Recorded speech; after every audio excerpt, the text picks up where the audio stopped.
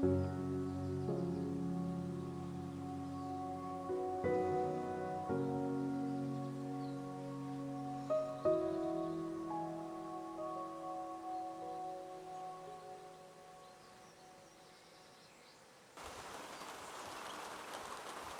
just want to say how much I actually really like these rainy days.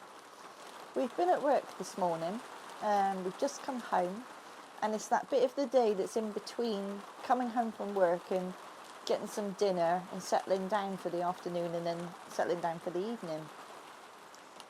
We can't get out and do anything in the garden, certainly can't get out and do anything on the cottage, so it's that opportunity actually to just sit quietly and enjoy the rest. Our tiny house is very small, so Brendan's in there on the laptop at the moment, just messing about with videos, probably having a look at YouTube.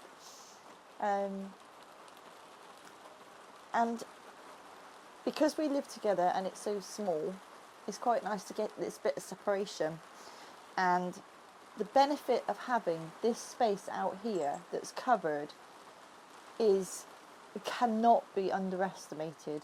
It really is a kind of sanctuary all on its own. So I've come out here with me cuppa and Daisy, as it happens. She can't go out to play either, so she's frustrating. She just wants to sit here. She should be outside, but not outside, if you see what I mean. But I'm rather enjoying it. I'm enjoying sitting, watching the rain falling on the pond. I'm enjoying listening to the rain on the roof. It's very soothing. And I'm enjoying just being surrounded by this greenery. So after a day at work, I can't think of anywhere else I'd actually rather be.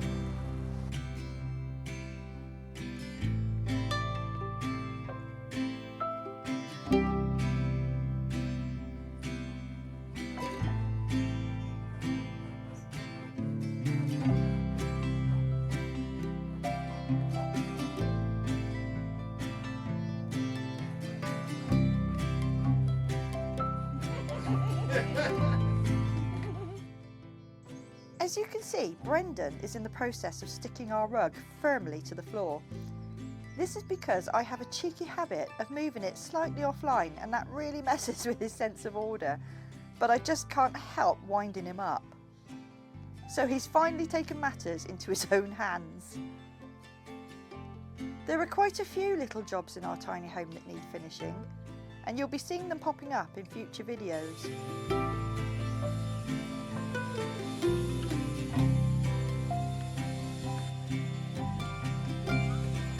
There you go, he's happy now.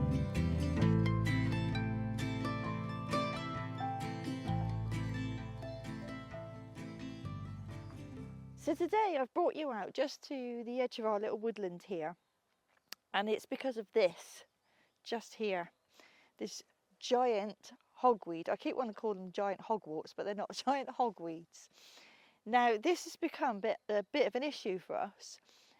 They're starting to pop up all over the place, in the garden, in the woodland. They're just starting to spread everywhere. Now I'm going to cut the head off this one so it doesn't send its seeds everywhere when the flower's finished. But even then I have to be careful, because apparently the sap can cause the sun to burn your skin. So what I wanted to know is, does anybody know a good way of keeping control of these? And obviously without chemicals.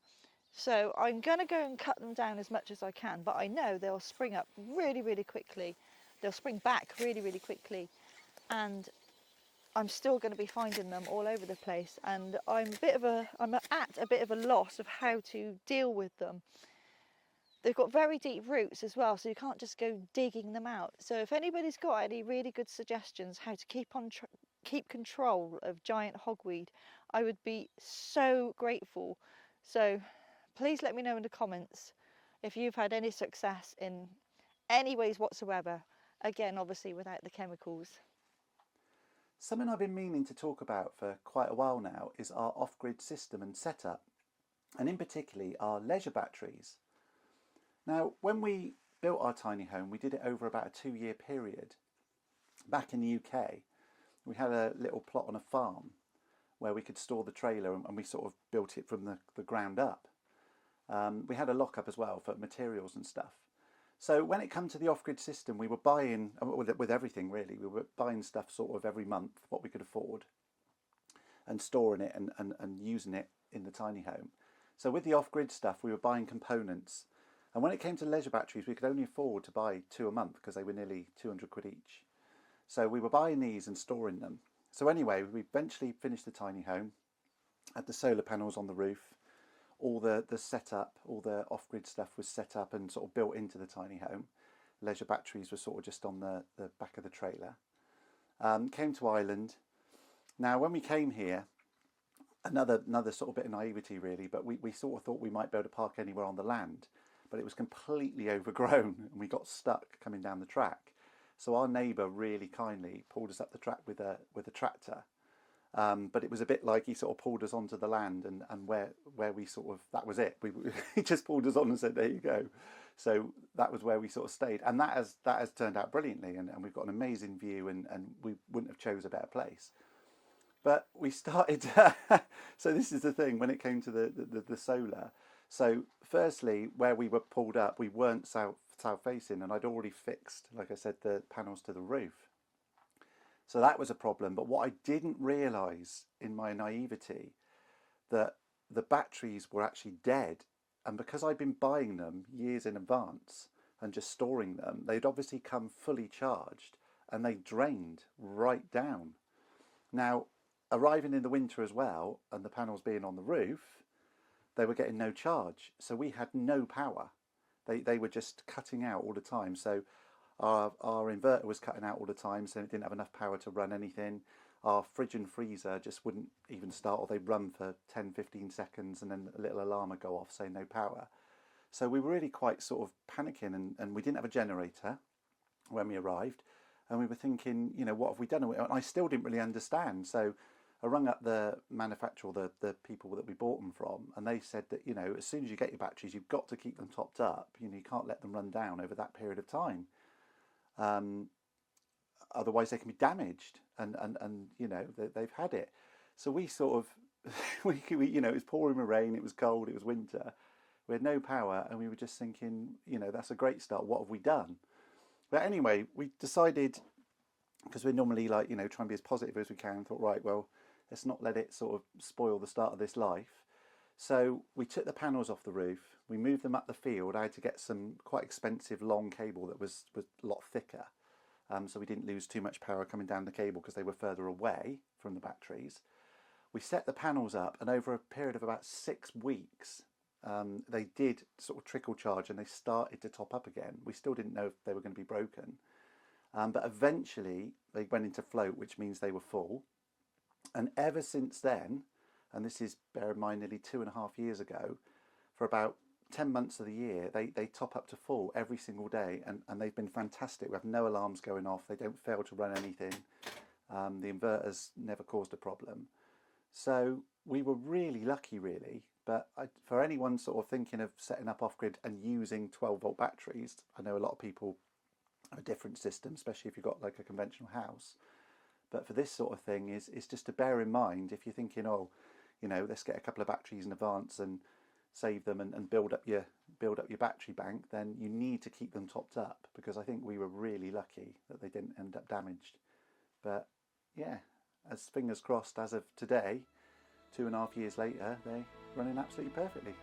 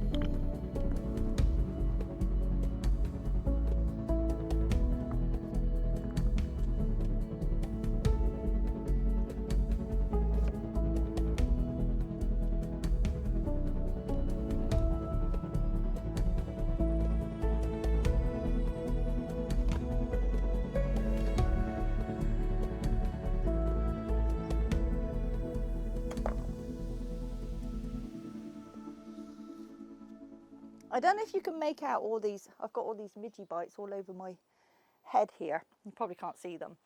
But I've been bitten all around my forehead. Now, this is only where we're working at the moment. We're working in a different county at the moment. And what we've noticed is whenever we seem to go anywhere else, we get caught by these midges. But here, we don't seem to have them. We don't get affected by midges, and we can't work out why, unless it's just the sheer volume of birds we have here. I don't know.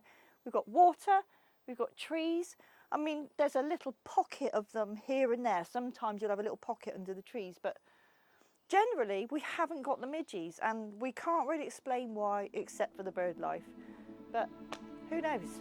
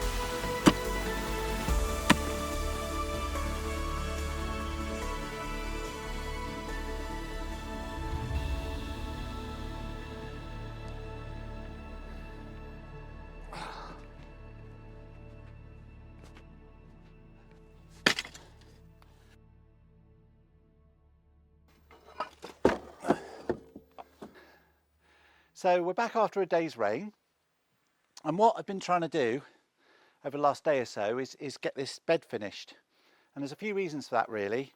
One, Michelle's got a fuchsia that needs to go in, and two, I'm trying to clear the render that we took off last week and as many of the blocks as I can to just sort of pave the way really for more works on the cottage. Also, before Michelle does her planting, I'm going to have to finish off this wall which we're cladding with pallet wood. I've already made this stand that we're going to be putting a water tank on, which we're actually currently using as our main tank for the house. It's only, would you believe, 350 litres. So we're going to be getting a new one soon, which is about 1200 litres. Eventually we're going to end up needing 2 or 3 of them. But the existing one that's going to be coming here is going to be perfect. We're going to connect a hose to it, and it's going to be for the garden. And we're going to get a pump as well.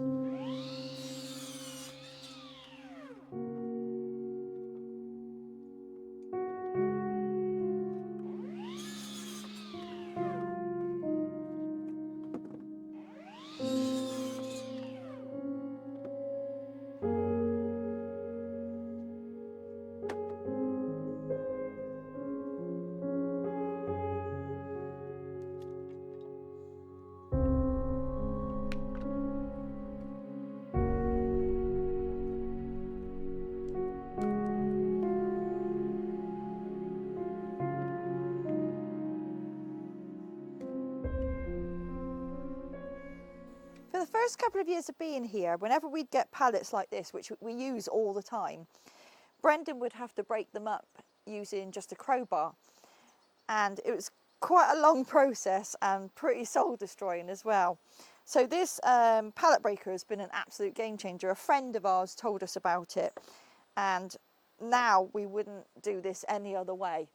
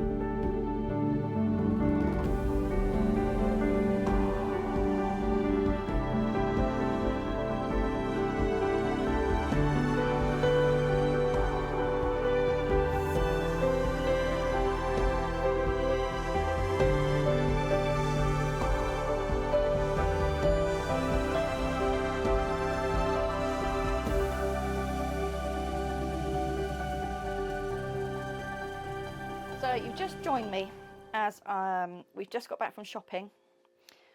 We also combined that shopping trip with a little visit to the laundry, which is why I'm folding up all our clothing at the moment.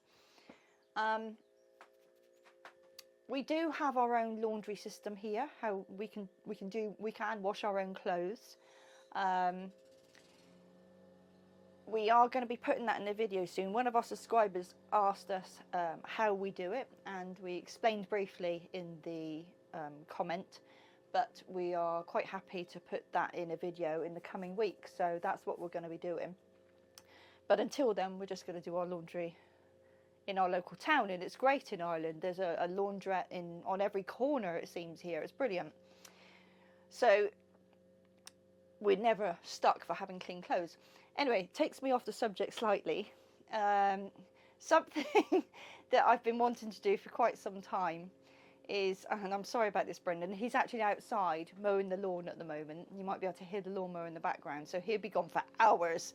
So I'm safe to do this. But I'm afraid his trousers, the ones he wears in practically every video you've ever seen him in, have got to go. Now I'm going to go and pick them up and show you, and I'll explain why.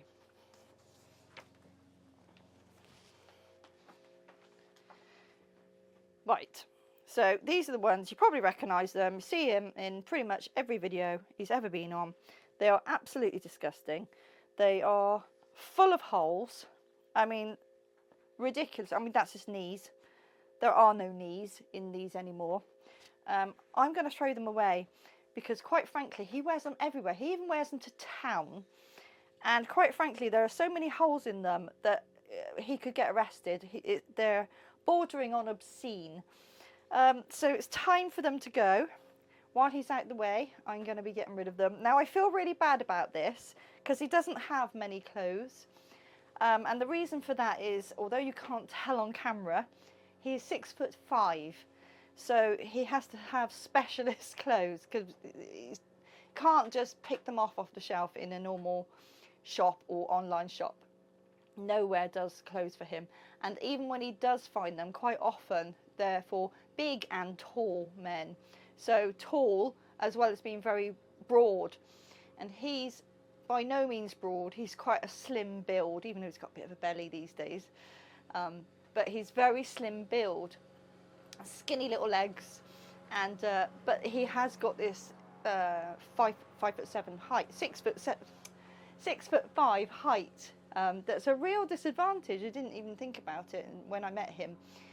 But yeah, so when he does find clothes, and he has found them, you know, he has found clothes that do fit him, especially the sleeve, because obviously if you see him in a lot of things, the sleeves are up here because they don't reach properly. They're just not long enough. But yes, he does find clothes that fit, but that he has to pay through the nose for them. He has to pay extra. So because of that, he just doesn't buy them, quite frankly. He just doesn't buy them full stop. So if I throw these trousers away, and maybe a couple of other pairs, if I'm honest, and a couple of t-shirts, if I'm honest, he'll be forced. He'll be actually forced to get some new ones. And it's the only way I think I can make him do it, unless I actually go online and buy them myself for him. So maybe I'll just do that as well. But I'm so glad to see the back of them. I'm so glad to see the back of them. Sorry, Brendan.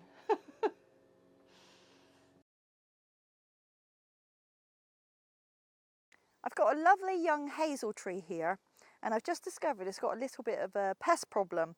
They are sawfly, and I think I might have a cunning plan of how to help keep their numbers down so this poor little tree doesn't get completely defoliated.